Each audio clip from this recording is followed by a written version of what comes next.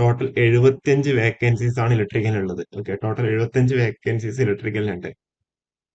Diploma അല്ലെങ്കിൽ BTech കഴിഞ്ഞിട്ട് experience ഒന്നും ആവശ്യമില്ലാതെ പബ്ലിക് സെക്ടറിൽ ജോലി ആഗ്രഹിക്കുന്നവർക്കുള്ള ഒരു ഗോൾഡൻ ഓപ്പർച്യൂണിറ്റി ആണ് ഇപ്പം വന്നിട്ടുള്ളത്. അത് ഇലക്ട്രിക്കല്, സിവില്, മെക്കാനിക്കൽ എല്ലാവർക്കും അതിന്റെ ഓപ്പർച്യൂണിറ്റീസ് ഉണ്ട്. നമ്മൾ ഇന്നത്തെ വീഡിയോയിൽ അതിന്റെ ഡീറ്റെയിൽഡ് കാര്യങ്ങളായിരിക്കും ഷെയർ ചെയ്യുന്നുണ്ടാവുക. ഇതിപ്പോ വന്ന ഒരു നോട്ടിഫിക്കേഷൻ ആണ്. ഓഗസ്റ്റ് മാസം 14 തീയതി ഇന്ന് വന്ന നോട്ടിഫിക്കേഷൻ ആണ്.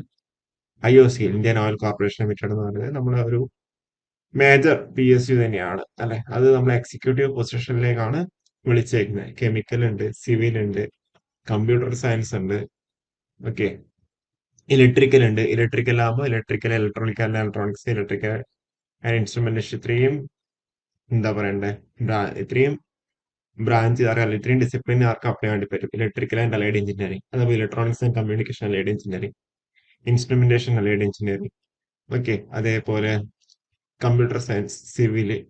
ഇതിപ്പം പറഞ്ഞ ഗ്രാജുവേറ്റ് എഞ്ചിനീയർ ട്രെയിനി ആണ്. അപ്പോൾ അവിടെ full time regular qualification for the following discipline or from institution, colleges or university or deemed university by recognised by AICTE or UGC. അതായത് നിങ്ങൾക്ക് അവിടെ ബിടെക് ക്വാളിഫിക്കേഷൻ ഉണ്ടെന്നുണ്ടെങ്കിൽ ഗ്രാജുവേറ്റ് എഞ്ചിനീയർ ട്രെയിനി എന്ന് പറയുന്ന പോസ്റ്റിലേക്ക്, ഗ്രേഡ് A എന്ന് പറയുന്ന പോസ്റ്റിലേക്ക് നിങ്ങൾക്ക് അവിടെ അപ്ലൈ ചെയ്യാൻ വേണ്ടി പറ്റുന്നുണ്ടാവും. Okay, civil, computer science, electrical എല്ലാവർക്കും അപ്ലൈ വേണ്ടി പറ്റുന്നുണ്ടാവും. ഇതിന്റെ വേക്കൻസീസ് നമ്മളവിടെ പറയാം. ഓക്കെ, ഇനിയിപ്പം ഡിപ്ലോമയാണ് നിങ്ങളുടെ കയ്യിൽ ഉള്ളതെന്നുണ്ടെങ്കിൽ electrical diploma 3 year diploma, mechanical 3 year diploma, safety 3 year diploma കഴിഞ്ഞവർക്കുള്ള ഒരു ഓപ്പർച്യൂണിറ്റി ആണ് ഈ diploma engineer in grade E0.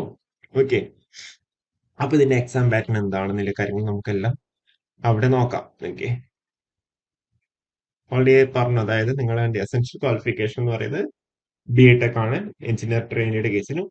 Diploma ട്രെയിനിയുടെ കേസിൽ എസെൻഷ്യൽ ക്വാളിഫിക്കേഷൻ എന്ന് പറയുന്നത് ഡിപ്ലോമയാണ്. അപ്പം ഡിപ്ലോമ ഇല്ലാതെ ബിടെക് മാത്രമാണെന്നുണ്ടെങ്കിൽ നിങ്ങൾക്ക് ഡിപ്ലോമ എഞ്ചിനീയർ എന്ന് പറഞ്ഞ പോസ്റ്റിലേക്ക് അപ്ലൈ വേണ്ടി പറ്റുന്നുണ്ടാവില്ല. ഗ്രാജുവേറ്റ് എഞ്ചിനീയർ പോസ്റ്റിലേക്ക് മാത്രമേ അപ്ലൈ വേണ്ടി പറ്റുന്നുണ്ടാവുള്ളൂ. ഇതിലിപ്പോ ഗ്രാജുവേറ്റ് എഞ്ചിനീയർ ആണെങ്കിൽ 26 വയസ്സാണ് ഏജ് ലിമിറ്റ്.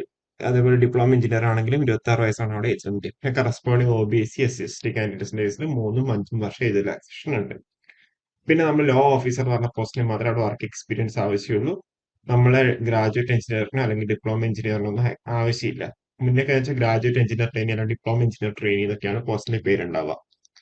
ഇത് ഇന്ന് തൊട്ട് നിങ്ങൾക്ക് അവിടെ അപ്ലൈ വേണ്ടി പറ്റുന്നുണ്ടാവും. ലാസ്റ്റ് ഡേറ്റ് എന്ന് പറയുന്നത് സെപ്റ്റംബർ മാസം 3 തീയതി വരെയാണ്. Issuance of admit card September മാസം 15 തീയതി, എക്സാമിനേഷൻ സെപ്റ്റംബർ മാസം 24 തീയതി.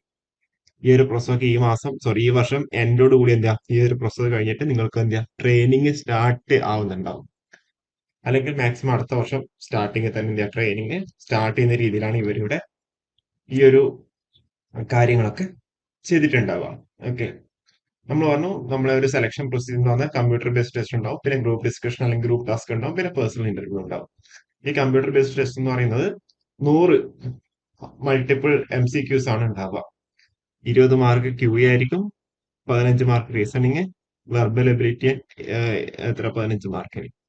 പിന്നെ അതുകൂടാണ്ട് നമ്മളുടെ ഡൊമൈൻ നോളജ്, ഇലക്ട്രിക്കല്, സിവില്, അങ്ങനെ electronics, corresponding domain knowledge, diploma level, BTech ആണെങ്കിൽ ബിടെക് ലെവല്. പിന്നെ അതുകൂടാണ്ട് 1 ഡേ ഫോർത്തിന്റെ അവിടെ നെഗറ്റീവ് മാർക്കിംഗ് അവിടെ ഉണ്ട്. ഓക്കെ, കേരളത്തില് എറണാകുളത്ത്, കൊച്ചിയിൽ എക്സാമിനേഷൻ സെന്റർ ഉണ്ട്, പിന്നെ കോഴിക്കോടുണ്ട്, അതേപോലെ ട്രിവാൻഡ്രം ഉണ്ട്. ഓക്കെ, അപ്പൊ ഇത്രയാണ് എക്സാമിനേഷൻ സെന്റേഴ്സ് ഉള്ളത്. ഓക്കെ,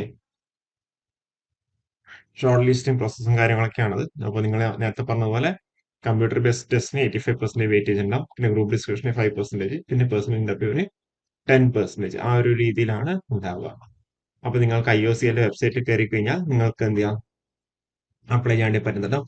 ഇതിന്റെ വേക്കൻസി ഡീറ്റെയിൽസ് നമ്മൾ പറയണത്ര അത് പറയാം. വേക്കൻസി ഡീറ്റെയിൽസ് നല്ല രീതിയിൽ വേക്കൻസി ഒക്കെ ഉള്ളതാണ്. ആപ്ലിക്കേഷൻ ഫീ 1000 ആയിരിക്കും നോർമലായിട്ട് ഉണ്ടാവാറ്. അപ്പൊ 1000 തന്നെയായിരിക്കും ആപ്ലിക്കേഷൻ ഫീ ആയിട്ട് വരുന്നുണ്ടാവുക. ഓക്കെ, പിന്നെ അവിടെ ബോണ്ട് ഉണ്ട്, 3 lakhs ഒരു ബോണ്ട് അവിടെ പറഞ്ഞിട്ടുണ്ട്.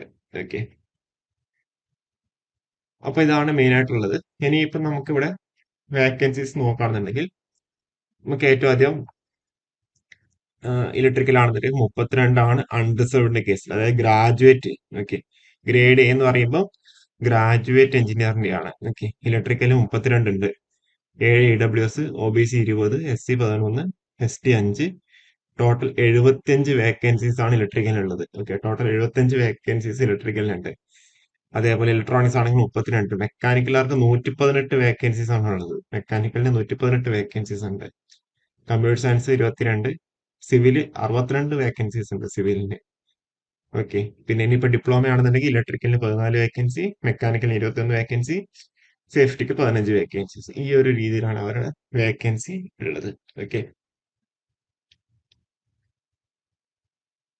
അപ്പോ ഇത്രയാണ് മെയിൻ ആയിട്ട് നമുക്ക് അവിടെ കാര്യങ്ങൾ പറയാനുള്ളത്. പിന്നെ കറസ്പോണ്ടിങ് ആ ഒരു റിസർവേഷൻ, അതായത് PWD കാൻഡിഡേറ്റ്സിനാണ് അവരോട് സെപ്പറേറ്റ് ആയിട്ട് പറഞ്ഞിട്ടുള്ളത്. ഓക്കെ, അപ്പോ ഇത്രയാണ് നമുക്ക് അവിടെ ഇമ്പോർട്ടൻ്റ് ആയിട്ടുള്ള അപ്ഡേറ്റ്സ് കാര്യങ്ങൾ പറയാനുള്ളത്. സെപ്റ്റംബർ മാസം എന്തായാലും ഇതിന്റെ എക്സാം ഉണ്ടാവും. അപ്പൊ നിങ്ങൾ എന്ത് എത്രയും പെട്ടെന്ന് തന്നെ അപ്ലൈ ചെയ്യുക, നല്ല രീതിയിൽ പഠിക്കുക. ഇതൊക്കെ ലോങ് ടേം പ്രിപ്പറേഷൻ അവിടെ ആവശ്യമാണെന്നുണ്ടെങ്കിലും നിങ്ങൾ എന്ത് ഇതൊക്കെ ഒന്ന് ട്രൈ ചെയ്ത് നോക്കുക.